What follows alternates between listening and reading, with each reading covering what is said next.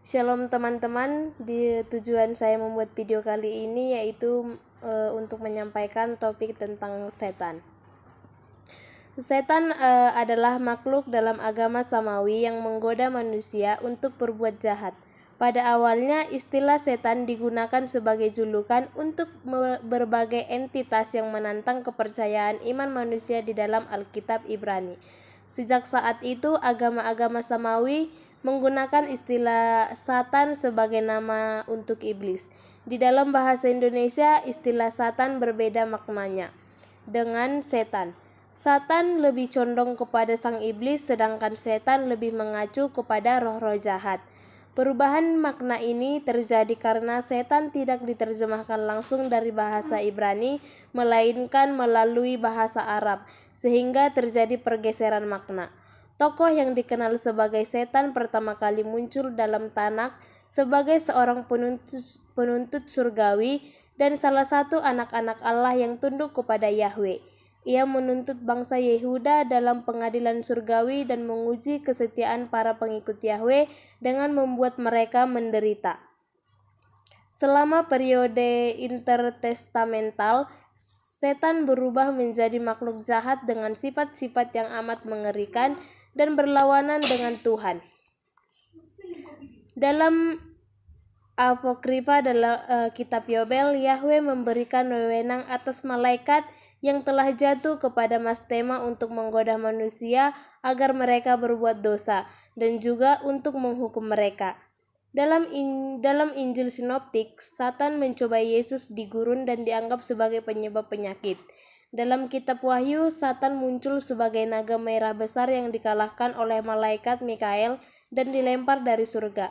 Ia kemudian terikat 1000 tahun lamanya, tetapi sempat bebas sebelum akhirnya dikalahkan dan dilempar ke lautan api. Dalam agama Kristen, Satan juga dikenal dengan sebutan iblis. Walaupun kitab Kejadian tidak menyebutkan namanya secara langsung, ia seringkali dianggap sebagai ular di Taman Eden. Pada abad pertengahan, Satan tidak memiliki peranan yang besar dalam teologi Kristen dan digunakan sebagai selingan lucu dalam sandiwara misteri. Pada periode modern awal, peran Satan menjadi semakin penting akibat tersebarnya kepercayaan pada kerasukan setan dan sihir. Pada abad pencerahan, kepercayaan akan keberadaan Satan dikritik habis-habisan. Walaupun begitu, kepercayaan akan Satan masih tetap ada, khususnya di Amerika.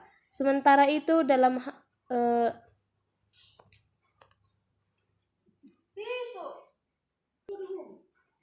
pemahaman Yahudi Sunting, pada awalnya istilah setan dalam kitab-kitab Yahudi hanya digunakan sebagai kata yang bermakna lawan atau penuduh.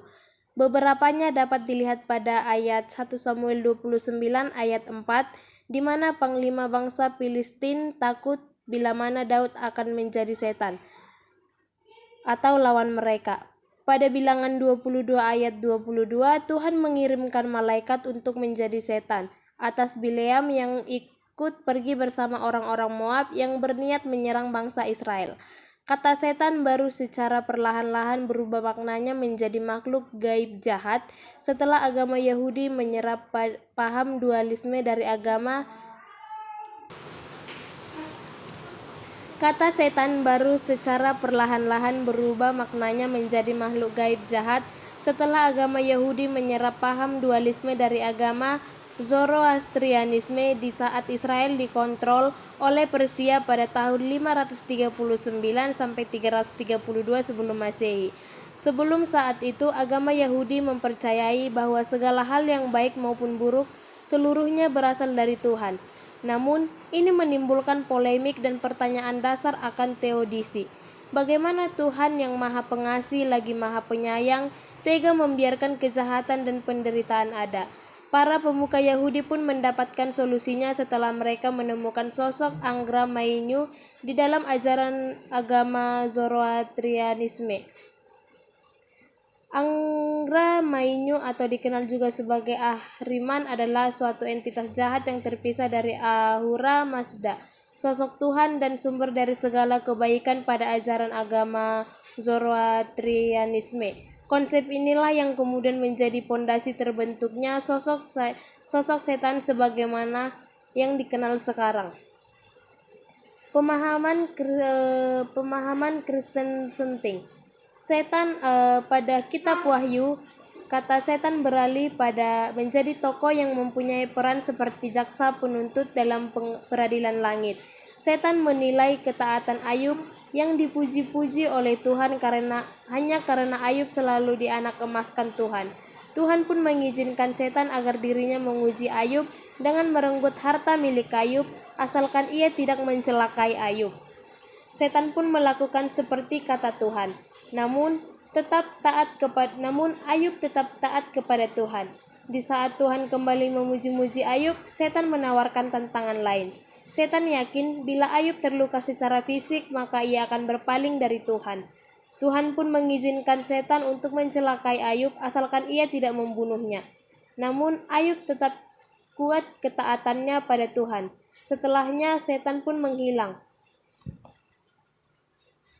Menurut T.J. Wright dan George Mobley, Ayub pada cerita ini adalah bentuk simbolik yang mewakili bangsa Israel yang telah mengalami penderitaan seperti kehancuran Yerusalem dan deportasi pada masa Babilonia. Pada pencitraan ini, setan belum sepenuhnya jahat dan hanya menjalankan tugasnya sebagai jaksa penuntut di bawah kewenangan Tuhan. Bentuk final dari setan pada Perjanjian Lama dapat ditemukan pada kitab 1 Tawarik, yang merupakan salah satu dari kitab-kitab suci Yahudi terakhir yang ditulis pada sekitar tahun 300 sebelum Masehi. Kitab 1 Tawarik menceritakan kembali kisah Daud yang sebelumnya telah dituliskan pada kitab 2 Samuel. Di dalam kitab 2 Samuel 24, Tuhan yang marah mendorong Daud untuk melakukan sensus pada rakyat di kerajaannya. Namun, pada kitab 1 Tawarik 21 ayat 1 dikatakan bahwa Daud melakukan sensus karena dihasut oleh setan. Pada saat ini, setan yang awalnya hanyalah sebuah istilah sederhana untuk mendeskripsikan segala jenis lawan atau musuh, entah dia itu manusia atau malaikat, akhirnya tumbuh menjadi sosok sumber kedengkian atau kejahatan. Konsep akan setan ini terus berkembang di luar kitab-kitab utama Yahudi, periode yang kemudian dikenal sebagai intertestamental. Dalam agama Kristen, setan juga dikenal dengan sebutan diabolos, yang mana kemudian diserap dalam bahasa Arab yang menjadi iblis melalui perantara bahasa Suryani. Setan dianggap sama dengan ular pada Kejadian 3 yang dilaknat Tuhan sehingga berjalan secara menjalar selamanya karena telah menyesatkan Hawa untuk memetik buah dari pohon pengetahuan tentang yang baik dan yang buruk. Nama umum dari setan dalam Alkitab Kristen adalah iblis. Dalam bahasa Inggris digunakan kata devils, yang diturunkan dari kata bahasa Inggris pertengahan devil dari bahasa Inggris kuno deovol, yang diambil dari istilah Germanik awal pinjaman dari kata bahasa Latin diabolus, yang sebenarnya berasal dari bahasa Yunani diabolos atau pemfitnah atau slanderer. Dari diabalein to slander, menfitnah dia atau menggulung. Dalam Perjanjian Baru, kata setan dan diabolos digunakan bergantian sebagai sinonim.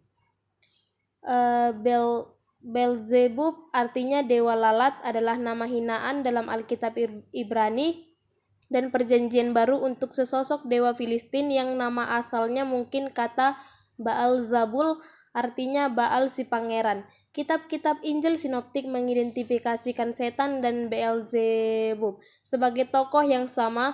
Nama Abaddon atau artinya tempat kebinasaan digunakan 6 kali dalam Perjanjian Lama, terutama sebagai nama daerah dalam Seol. Wahyu 9 ayat 11 menggambarkan Ahadon yang namanya diterjemahkan ke dalam bahasa Yunani sebagai Apollyon, artinya si pembinasa. Sebagai sosok malaikat yang memerintah dalam penggunaan modern, Ahadon sering disamakan dengan setan. Menurut doktrin Kristen Trinitarian, pada mulanya setan adalah malaikat Tuhan yang bernama Lucifer, Istilah malaikat berarti utusan. Semua malaikat diciptakan oleh Tuhan. Kolose 1 ayat 16 mengatakan, karena di dalam Dialah telah diciptakan segala sesuatu yang ada di sorga dan yang ada di bumi, yang kelihatan dan yang tidak kelihatan, baik singgasana maupun kerajaan, baik pemerintah maupun penguasa, segala sesuatu diciptakan oleh Dia dan untuk Dia. Lucifer diciptakan dengan keindahan yang sempurna sehingga ia adalah makhluk ciptaan Tuhan yang paling cantik. Ia dipenuhi hikmat sehingga ia adalah makhluk ciptaan Tuhan yang terpandai. Dari seluruh malaikat yang ada di surga, Luciferlah yang paling pintar, cantik, dan berkuasa. Yehezkiel 28 ayat 12 mencatat, gambar dari kesempurnaan Engkau penuh hikmat dan maha indah. Walaupun malaikat adalah makhluk yang indah dan berkuasa, namun mereka tidak boleh disembah karena malaikat adalah makhluk ciptaan Tuhan. Hanya Tuhan Sang Pencipta saja yang patut disembah. Kata Satan hanya digunakan 2 kali di dalam Alkitab terjemahan baru, yaitu Wahyu 12 ayat 9 dan Wahyu 20 ayat 2. Untuk akar kata Yunani Satanas yang diterjemahkan menjadi iblis di 30 tempat yang lain di Alkitab. Oleh karena itu, sinonim Satan yang terdekat di dalam bahasa Indonesia adalah iblis. Dan Beelzebul adalah 2 nama lain yang disebut di dalam Alkitab yang seringkali dikaitkan dengan Satan. Nama Lucifer di dalam teologi Kristen diidentifikasikan dengan putra fajar di dalam Yesaya 14 ayat 12 yang dikaitkan dengan pemfitnah.